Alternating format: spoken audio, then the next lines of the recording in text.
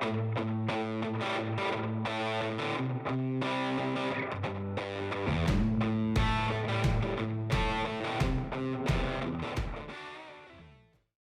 y'all, I'm Lauren and welcome to Cantina Cast. Today I'm talking about Thrawn by Timothy Zahn. This is the first canon novel around this character. It was published back in 2017, but there actually are now 3 Thrawn trilogies, all written by Timothy Zahn. So, just to kind of explain what the differences between those are, the first of these trilogies was the Heir to the Empire trilogy, which was published back in 1991. So, that is a Legends trilogy. Technically, it's not canon. And this is the first introduction of the character Thrawn that was created by Timothy Zahn. And since then, after Disney acquired Star Wars, there was this first canon novel which came out in 2017, which is the one that I'm talking about today. And then that ended up being a trilogy that was completed. And then there also was another trilogy published called the Ascendancy Trilogy, which is kind of like a prequel trilogy to this other canon trilogy. Actually, this is my first time reading all of these, so it's going to be an adventure. I did read the Legends Thrawn books a while back, so I'm interested in revisiting this character in a canon version in these books. I decided to start with these books in publication order rather than reading them chronologically. You really could do it either way. You could either start with the Ascendancy trilogy or you could start with the Thrawn trilogy. It's just kind of whatever you feel like works best for you, but I wanted to read them in publication order, so that's why I started with Thrawn from 2017. So as I mentioned, I had read the Legends Thrawn books and I also watched Rebels, so I'm pretty familiar with the character of Thrawn already even before going into this book, but I really wanted to read these because I've heard really great things about both of the trilogies, and also with Ahsoka coming out, I wanted to get a little bit deeper into the character of Thrawn too. I am planning on reading all of the canon Thrawn books and covering them here on the channel in between doing new releases. So eventually, my goal is that I do want to get to all of them, but right now, today, I'm just talking about the first one. Also, if you're thinking about the character of Thrawn strictly from the perspective of wanting to know more about him for the sake of the Ahsoka series, this book I feel like did give a pretty good sort of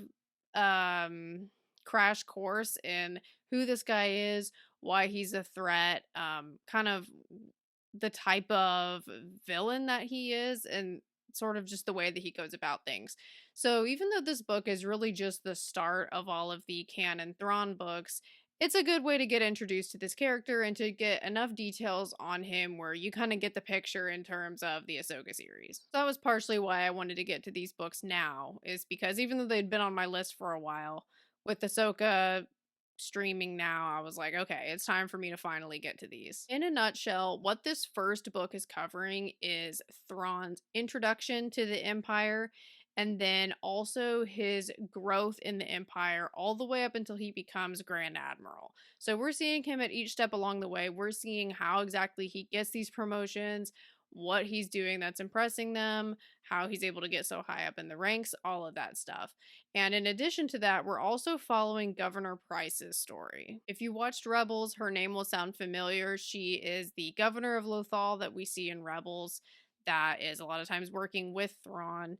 And so we're also seeing her climbing the political ladder on Coruscant all the way up until she becomes governor of Lothal. I'm going to give my general thoughts about the book as a whole, and then after that I will give a little bit more of a detailed plot summary if you need a refresher on this book. But if you're planning on reading this and you haven't gotten around to it yet, I'll warn you before I start talking spoilers. So my general thoughts about this book are that this book was a really effective introduction in terms of who is Thrawn, why is he dangerous, what exactly are his motivations, how does he function, all of that kind of stuff. Now, if you watched Rebels, you probably already know a lot of that too, but this book does give a chance to show you some more examples that maybe we don't see on screen, kind of get a little bit deeper into the character. So if you really are interested in Thrawn as a character, then you'll probably be all about this book. For me, though, I did kind of have a little bit of mixed feelings about the book. Mainly because there were times that this book felt kind of repetitive for me. That could be partially because a lot of times the nuance of military strategy, it's not really something that I know a lot about or that I'm super like interested in just on a personal taste level. And so there were times when I was reading this where when we're getting into the strategy of missions and basically the purposes of these scenes was to show off how effective Thrawn is at strategizing. But for me, these scenes did feel kind of repetitive. There were a lot of times where I did kind of feel like I was reading the same scene over and over again, but just with some slight changes to it. So, because of that, after a while, this book, I did kind of start to lose a sense of urgency as I was reading it because I kind of felt like I was just reading the same thing over and over. But I know that not everybody feels that way. I know there's a lot of people that really enjoyed this book and got really into those different sort of military scenes and reading about how Thrawn's strategizing and all of that type of stuff. So a lot of that probably does come down to personal taste, which, I can fully recognize. So don't let that stop you if you're interested in Thrawn. And even though this book wasn't necessarily one of my favorites, I am planning on continuing on with the series because Thrawn Alliances to me sounds like it's going to be a lot more my speed. I've been chatting with some people who have already read all of the Thrawn books, and based on what they're saying about that book, I feel like it's probably going to be a little bit more up my alley. So, even if, this is just kind of like the background that I needed to get to the next book, then that's totally fine. It definitely wasn't a bad book by any means.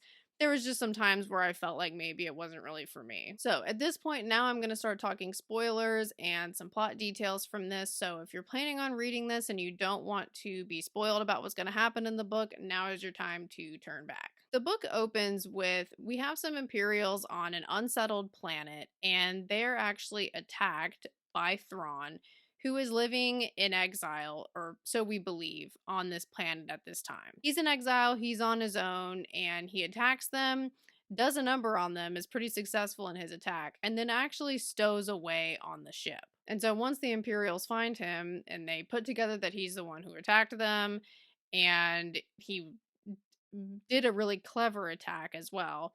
He ends up going with them because he's already on the ship and they're going to take him to the Emperor. And on this ship is where Thrawn meets Eli Vanto for the first time. And he is also Thrawn's translator and aide for the rest of the book. And the reason that the two of them end up being put together is because Eli is really the only person who can speak Thrawn's language. And he actually does know a little bit about Thrawn's people, the Chiss. And so once Thrawn actually meets the Emperor, he explains that he's trying to protect his people and he offers himself to the Empire to serve the Empire in exchange for the protection of his people. This is also where it's explained that he was exiled, and the reason that he was exiled was because he broke one of the Chiss's main military rules, which is you're not supposed to attack unless you're provoked to do so. And so since he broke that rule, they exiled him. And so the Emperor agrees to let Thrawn join the Empire. He agrees that he's willing to guarantee the safety of the Chiss. And Thrawn and Eli go to Coruscant to join the Royal Imperial Academy. Eli was originally a student in another academy, but he's transferring to be with Thrawn because now he's going to be Thrawn's translator. Thrawn speaks basic, but he doesn't speak it well, and so he asks for Eli to be with him to help him kind of understand a little bit of the nuances of the languages and get stronger with it and things like that. Once they go to Coruscant, Thrawn does have a lot of issues with the other students because of a lot of xenophobia that's going on. Because he's not a human, they don't trust him, they don't like him. They're not really used to being around people that aren't human, so he just really kind of has a hard time having any allies at school. Eli is really the only person that he can trust. But despite that, he's still able to get by and still does well in school. And eventually they both graduate together and Thrawn becomes an officer and Eli is his aide still. And then this is where the repetitive part of the book kind of got started up. Is after they graduate, Thrawn is an officer, Eli's his aide, and Thrawn pretty much starts training Eli to be stronger at strategy like Thrawn is. He's pretty much teaching Eli everything he knows. And whenever they're on missions together, the way that it's kind of structured is they're on a mission. It seems like it's going to be a really hard mission. Thrawn anticipates something by reading the situation so effectively that nobody else could have anticipated it, but Thrawn does, just because he's that good. He thinks of a way to win the situation, to win the mission, have success in the mission, however you want to say it. He figures out how to maneuver the situation to where they're successful in what they're doing, even though the higher up officers and his peers disagree with what he's doing because they're not able to anticipate the same things that he's able to. So they're in a sticky situation. Thrawn gets him out at the last minute. They have a close call. Thrawn a lot of times gets in trouble for breaking some rule or doing something in some way that the Imperials didn't want him to do so. But then he ends up getting promoted at the end because it turns out he was right and he did a really good job, even though people didn't like the way he was doing it. And this happens multiple times throughout the story. So we're kind of seeing Thrawn climb the ranks step by step by step because he's just pulling things off that people don't think he's going to be able to pull off. And each time the situation happens as well, Thrawn does take the time to teach Eli, and Eli is learning. He's getting better at strategy. He's getting to where he's able to kind of see what Thrawn's doing, and he's understanding how Thrawn works. This was actually the most interesting part of the book for me, was the relationship between Thrawn and Eli, because you get the sense as time is going on that Thrawn no longer needs a translator. He knows basic now. He could do without Eli just fine, but he wants Eli to still be with him. He also really is taking the time to train Eli, and he's actually pretty nice to him. Even though Thrawn is still an Imperial at the end of the day and is willing to do horrible things to accomplish, the goals of the Empire, he's pretty nice to Eli, and he trusts Eli a lot. Eli seems to trust him for the most part, and they have a pretty good dynamic. They have like a really good mentor-student type of dynamic. And Eli is learning. Thrawn is an effective teacher, and as the book is going on, you're seeing that Eli is getting stronger in strategy himself. Meanwhile, this story is also following Price, the governor of Lothal from Rebels, and we're seeing her from how she starts off as well. Pretty much the beginning of her story is she gets screwed over by multiple government officials in an attempt for them to take her parents' mining business. And once that happens, the senator of Lothal, he offers her a job on Coruscant for her trouble, pretty much. She ends up moving from Lothal to Coruscant, and she starts climbing the ladder there. And while she's doing this, each step along the way, she's getting screwed over by pretty much everyone that she works for. People who are supposed to not screw her over are screwing her over. I mean, it is a dog-eat-dog world on Coruscant. Even her friends are screwing her over. I mean, like, she's just in a bad situation. And she basically, what we see happens with her is, because she keeps ending up in situations where she's getting screwed over, she pretty much just grows her own teeth and joins the game and becomes really good at it. So it's almost kind of like a self-preservation thing where she's learning how to manipulate the system in order to protect herself. And as she's climbing the ranks, manipulating the system more and more, getting better and better at it, she's also becoming more ruthless. She doesn't really feel sorry for the people that she ends up casting aside because they were in her way. It's pretty much whatever she has to do to survive and to move up, she's willing to do. And through all of this, her and Thrawn do cross paths a couple of times, and they do each other a couple of favors. So at one point, she gets advice from Thrawn. Thrawn asks her to promote Eli in exchange for that because he wants Eli to get promoted. Eli wants to get promoted. It's been a long time since Eli has been promoted, so that's important to him. And she agrees to do that. And what she ends up doing is, because she does Grand Moff Tarkin a favor, she is able to ask for Eli's promotion in exchange.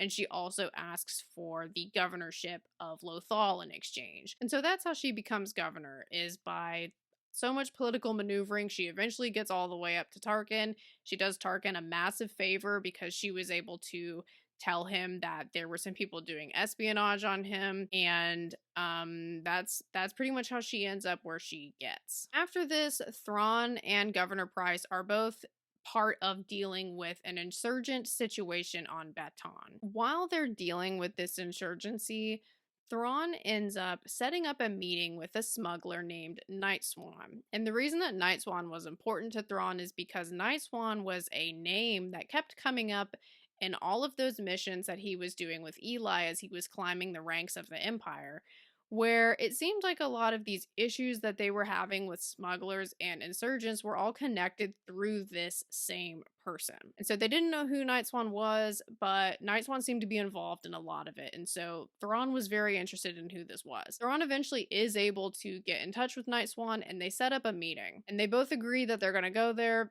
just them, no weapons, and they're going to talk this out. Thrawn seems genuinely interested in Night Swan.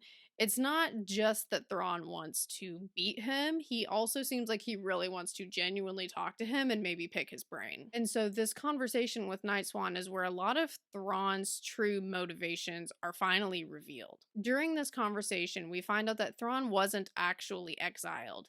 He had planted himself there to get in with the Empire because the Chiss needed a alliance with the Empire to form, and they felt like Thrawn was going to be the main way to at least get that started. And Thrawn even admits that he recognizes that the Empire is tyrannical, but he feels like it's better to have the Empire than to have chaos. And he also alludes to some sort of mysterious threat in the galaxy that's actually worse than the Empire. He feels like the Empire is kind of like their best bet against this threat. And so that's why he was willing to join the Empire, serve them, and try to form some kind of alliance in order to ultimately help his people. We also find out that Night Swan wants to unite various insurgent factions because of the reason that the Empire is tyrannical, but Night Swan feels like overthrowing the Empire is really the only way to go. And so Thrawn and Night Swan have those major differences. And so when Thrawn asks Night Swan to join the Chiss Ascendancy, that's the reason that Night Swan says no, is because he feels like they're just too different in terms of their goals, and he doesn't want any part in it. So they end up going their separate ways. But Thrawn does have respect for Night Swan, which is the reason that he asks him to join the Chiss, is because he's effective at what he does. I mean, he's really the only person that's able to be any sort of a challenge for Thrawn. And so Thrawn respects that. So even though Night Swan says no, Thrawn lets him go in peace. He honors the terms of the meeting. Meanwhile, Governor Price is trying to evacuate her parents from the planet, and she ends up causing a bit of a situation when she's doing that. Basically what happens is a fellow Imperial official is trying to get her to evacuate, but also to leave her parents behind. And she's not willing to do that, and he's not getting out of her way.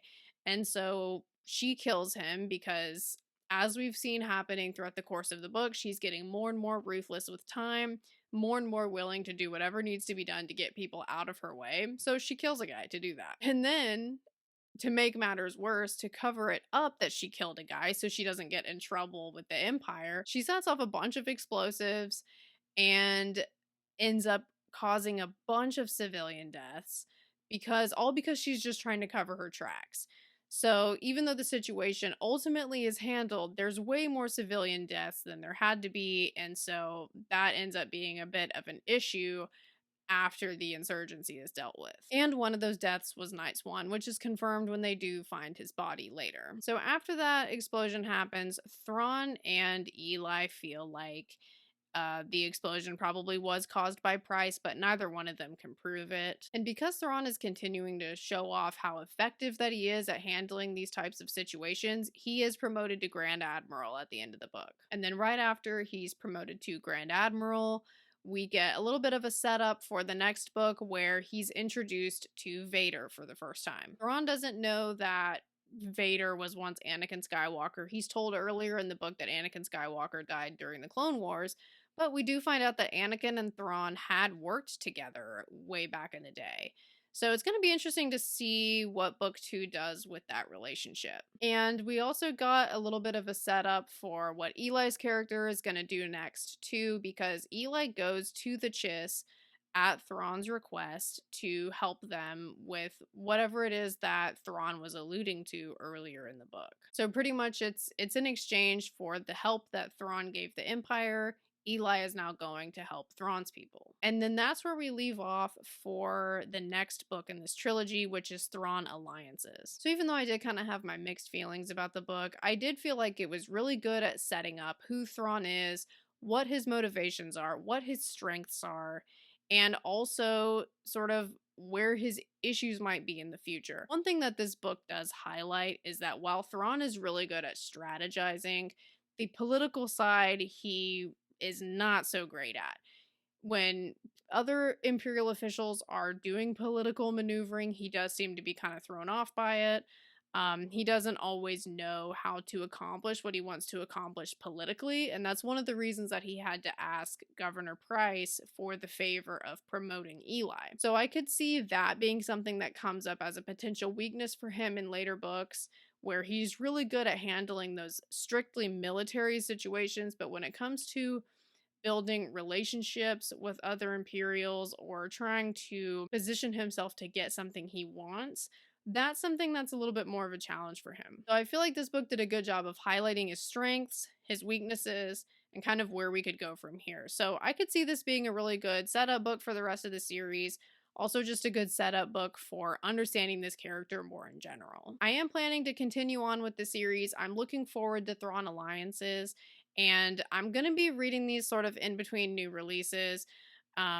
I have some new releases coming up. I also have some Legends stuff that I've been wanting to get to for a while. So it's hard to say exactly when you'll be seeing my coverage of Thrawn Alliances come up, but I am planning on doing it.